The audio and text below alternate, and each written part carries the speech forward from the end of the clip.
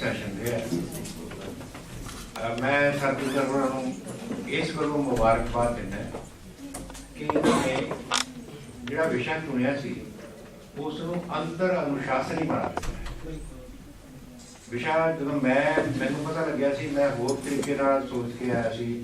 मैनूं लग्या सी कि इहदे विच दर्शन ते धर्म के हवाले नाल गुरु ग्रंथ साहिब की नैतिकता बारे गल की जाएगी। इन्होंने जिहड़ा नैतिक संसार है उसनूं अपलाइड एथिक्स के रूप में साढ़े सामने पेश किया और जिहदी बहुत जरूरत है।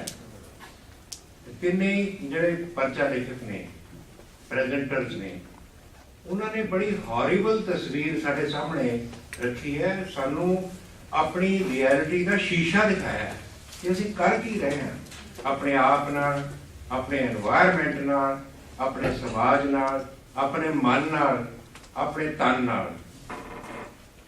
मैनूं लगता है कि गुरु ग्रंथ साहिब की नैतिकता एक रेफरेंस पॉइंट है, एक हवाला है, एक चेतना है अवेयरनैस का। इसनूं इन्नियां बीमारियां दे इलाज लई तां शायद नहीं बरतेगा।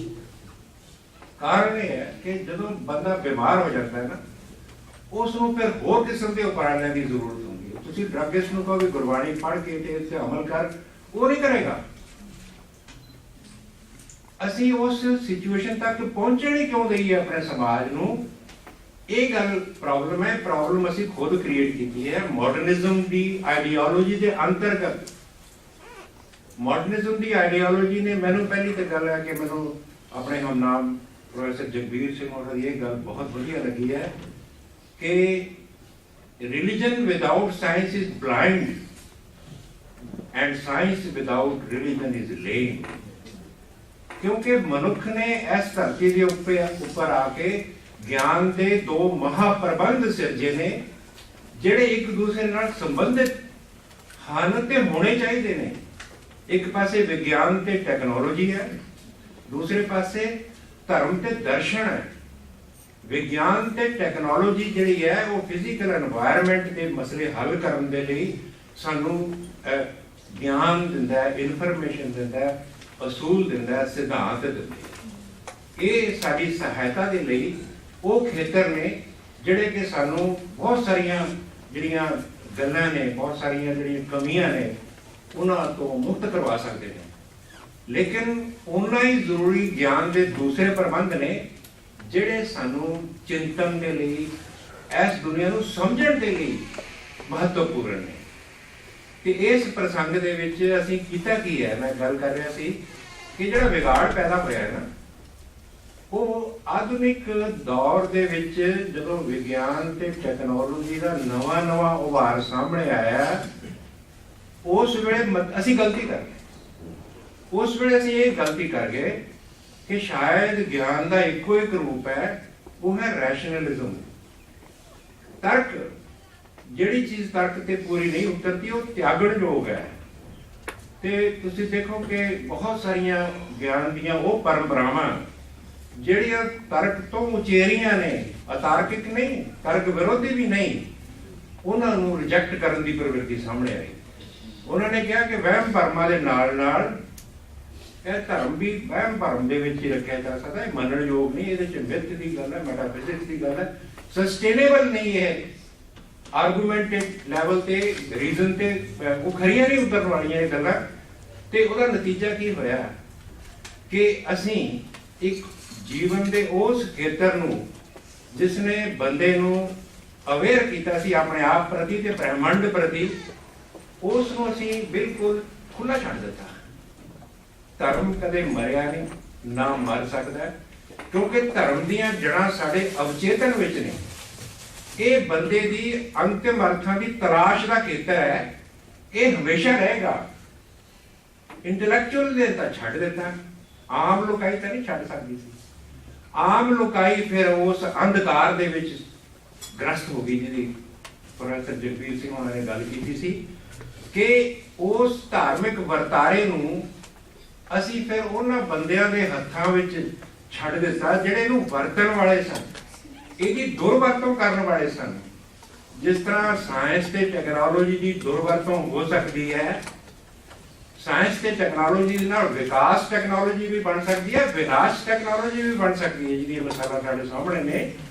ਇਸੇ ਤਰ੍ਹਾਂ ਹੀ ਧਰਮ ਦੀ ਦੁਰਵਰਤੋਂ ਵੀ ਹੋ ਸਕਦੀ ਹੈ ਤੇ ਹੋਈ ਹੈ।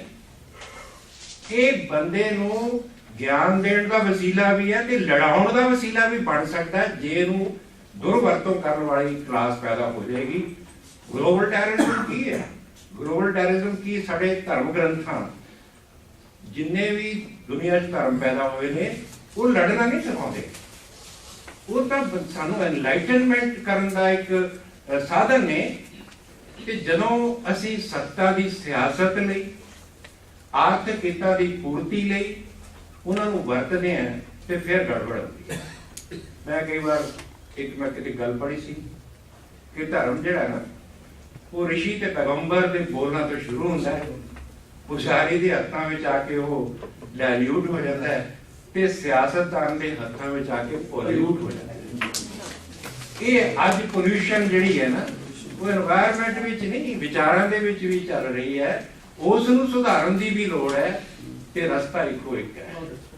ਰਸਤਾ ਹੈ, ਮੈਂ ਤਾਂ ਇਹ ਸਮਝਦਾ ਕਿ ਸਾਡੀ ਇਸ ਭਾਰਤ ਦੀ ਧਰਤੀ ਦੇ ਉੱਪਰ ਇੱਕ ਬਹੁਤ ਵੱਡੀ ਸਭਿਅਤਾ ਜਿਹੜੀ ਹੈ ਉਹ ਵਿਕਸਿਤ ਹੋਈ, ਜਿਹਦੇ ਵਿੱਚ ਸਭ ਤੋਂ ਪਹਿਲਾਂ ਸਨਾਤਨ ਧਰਮ ਆਉਂਦਾ ਹੈ, ਫਿਰ ਜੈਨ ਧਰਮ ਆਉਂਦਾ ਹੈ, ਫਿਰ ਬੁੱਧ ਧਰਮ ਆਉਂਦਾ ਤੇ ਫਿਰ ਗੁਰੂ ਗ੍ਰੰਥ ਸਾਹਿਬ ਦੇ ਨਾਲ ਜਿਹੜਾ ਹੈ ਸਿੱਖ ਧਰਮ।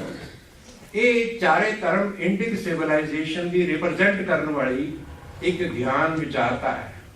ਔਰ ਇਹਨਾਂ 'ਚ ਸਾਂਝੀ ਗੱਲ ਹੈਗੀ ਹੈ। ਸਾਂਝੀ ਗੱਲ, ਜਿਹੜੇ ਮਸਲਿਆਂ ਦੀ ਗੱਲ ਸ਼ੁਰੂ ਹੋਈ ਸੀ ਨਾ, ਕਿ ਅਸੀਂ ਜੀਵ ਜਗਤ ਨੂੰ, ਪ੍ਰਕਿਰਤੀ ਦਾ ਵਿਨਾਸ਼ ਕਰ ਰਹੇ ਹਾਂ। ਸਾਡੇ ਗ੍ਰੰਥਾਂ ਦੇ ਵਿੱਚ ਤਾਂ ਇਹ ਦ੍ਰਿਸ਼ਟੀ ਦਿੱਤੀ ਗਈ ਸੀ, ਅਥਰਵਵੇਦ ਨੂੰ ਮੈਂ ਕੋਟ ਕਰ ਰਿਹਾ ਕਿ ਮਿੱਤਰस्य ਚਕਸ਼ੁਸ਼ਾ ਸਰਵਾਣੀ ਭੂਤਾਨੀ ਸਮੀਕਸ਼ੇ, ਕਿ ਦੁਨੀਆ ਦੇ ਜਿੰਨੇ ਜੀਵ ਨੇ, ਬੰਦੇ ਨਹੀਂ, ਇਨਸਾਨ ਹੀ ਨਹੀਂ ਇਕੱਲੇ ਜੀਵ, ਸਾਡੀ ਜਿਹੜੀ ਸਭਿਅਤਾ ਹੈ ਉਸਨੇ ਡਿਵੀਜ਼ਨ ਕੀਤੀ ਹੈ ਕਿ ਇੱਕ ਬ੍ਰਹਮ ਹੈ, ਦੂਸਰਾ ਜੀਵ ਹੈ ਜਿਹੜਾ ਜਗਤ ਵਿੱਚ ਰਹਿੰਦਾ ਹੈ। ਜਿੰਨੇ ਵੀ ਜੀਵ ਨੇ, ਜਿੰਨੀਆਂ ਪ੍ਰਜਾਤੀਆਂ ਨੇ, ਉਹਨਾਂ ਦੇ ਬਾਰੇ ਸਾਡਾ ਐਟੀਟਿਊਡ ਕੀ ਹੋਣਾ ਚਾਹੀਦਾ? ਮਿੱਤਰ ਵਾਲਾ ਹੋਣਾ ਚਾਹੀਦਾ।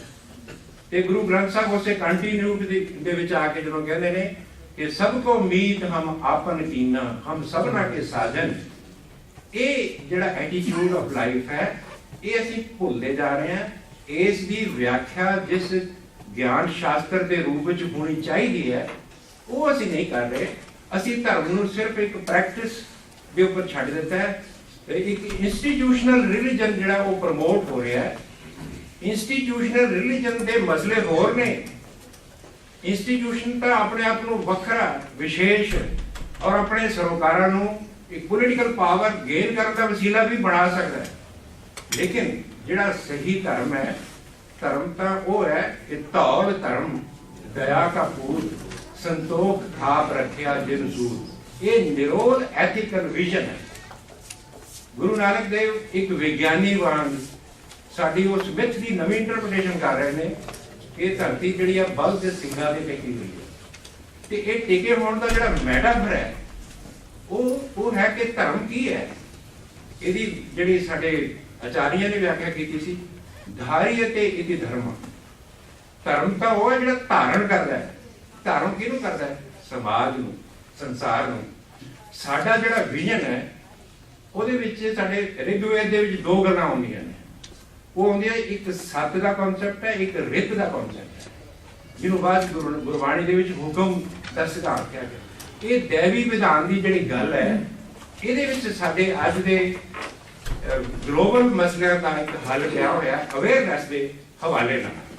ਕਿਉਂਕਿ ਜਿਹੜਾ ਡਿਵਾਈਨ ਆਰਡਰ ਹੈ ਉਹ ਪ੍ਰਕਿਰਤੀ ਦੇ ਵਿੱਚ ਤੇ ਹਿਊਮਨ ਜਿਹੜੀ ਮੋਰਲ ਵੈਲਿਊਜ਼ ਦੇ ਵਿੱਚ ਜੋੜਨ ਵਾਲੀ ਇੱਕ ਕੜੀ ਹੈ। ਤੇ ਗੁਰੂ ਗ੍ਰੰਥ ਸਾਹਿਬ ਦੀਆਂ ਇਹ ਜਿਹੜੀਆਂ ਅੰਤਰ ਦ੍ਰਿਸ਼ਟੀਆਂ ਨੇ, ਇਹਨਾਂ ਦੇ ਲਈ ਸਾਨੂੰ ਫਿਲਾਸਫੀਕਲ ਇੰਟਰਪ੍ਰੀਟੇਸ਼ਨ ਦੀ ਲੋੜ ਹੈ। ਜੇ ਅਸੀਂ ਰਿਲੀਜਨ ਨੂੰ ਨਿਰੋਲ ਪ੍ਰੈਕਟਿਸ ਦੇ ਵਿੱਚ ਹੀ ਰੱਖਾਂਗੇ, ਪ੍ਰੈਕਟਿਸ ਨੇ ਸਾਡੀ ਆਮ ਲੋਕਾਈ ਨੂੰ ਇੱਕ ਬਹੁਤ ਓਟ ਦਿੱਤੀ ਹੋਈ ਹੈ। ਪੂਜਾ ਸਥਾਨਾਂ ਤੇ ਜਾਣਾ, ਉਹਨਾਂ ਸ਼ਰਧਾ ਭਾਵਨਾ ਨਾਲ ਆਪਣੇ ਜੀਵਨ ਨੂੰ ਉਹਦੇ ਪ੍ਰਤੀ ਸਮਰਪਿਤ ਕਰਨਾ, ਇਹ ਬਹੁਤ ਜ਼ਰੂਰੀ ਹੈ। ਇਸ ਨੇ ਸਾਨੂੰ ਬਚਾ ਕੇ ਰੱਖਿਆ ਹੈ। ਲੇਕਿਨ ਅੱਜ ਦੀ ਨਵੀਂ ਜਨਰੇਸ਼ਨ ਜਿਹੜੀ ਹੈ, ਉਹ ਉਸ ਵਿਸ਼ਵਾਸ ਨੂੰ ਸੁਜਾਖਾ ਬਣਾਉਣਾ ਹੋਊ ਕਿ ਸਿਰਫ ਇਹ ਵਿਗਿਆਨ, ਦਰਸ਼ਨ ਤੇ ਤਰਕ ਇਹਨਾਂ ਨੂੰ ਸਹਿਯੋਗੀ ਰੂਪ ਦੇ ਵਿੱਚ ਸਾਨੂੰ ਲਿਆਉਣ ਦੀ ਲੋੜ ਹੈ, ਤਾਂ ਕਿ ਅਸੀਂ ਆਪਣੇ ਇਸ ਮਹਾਗ੍ਰੰਥ ਦੀਆਂ ਜਿਹੜੀਆਂ ਨੈਤਿਕ ਦ੍ਰਿਸ਼ਟੀਆਂ ਨੇ ਉਹਨਾਂ ਨੂੰ ਵਿਗਿਆਨਕ ਤੇ ਦਾਰਸ਼ਨਿਕ ਵਿਆਖਿਆ ਦੇ ਨਾਲ ਅੱਜ ਦੇ ਬੰਦੇ ਨੂੰ ਦੱਸ ਸਕੀਏ ਤੇ ਉਹਦੇ ਮਹੱਤਵ ਪ੍ਰਤੀ ਉਹਨਾਂ ਨੂੰ ਅਵੇਅਰ ਕਰ ਸਕੀਏ। ਤੇ ਇਸ ਤੋਂ ਇਲਾਵਾ ਹੋਰ ਕੋਈ ਰਸਤਾ ਮੈਨੂੰ ਨਜ਼ਰ ਨਹੀਂ ਆਉਂਦਾ। ਬਹੁਤ ਬਹੁਤ ਸ਼ੁਕਰੀਆ।